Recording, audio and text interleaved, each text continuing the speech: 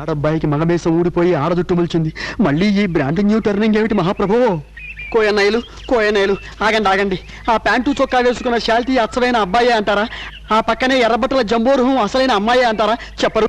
అబ్బా, ఒక పక్క జనం నా పొలం దొక్కుతున్నారని నేను బాధపడుతుంటే మధ్యలో నువ్వు వచ్చి అబ్బాయిని చూపించి అబ్బాయా అని, అమ్మాయిని చూపించి అమ్మాయా అని అడుగుతావేంటయా?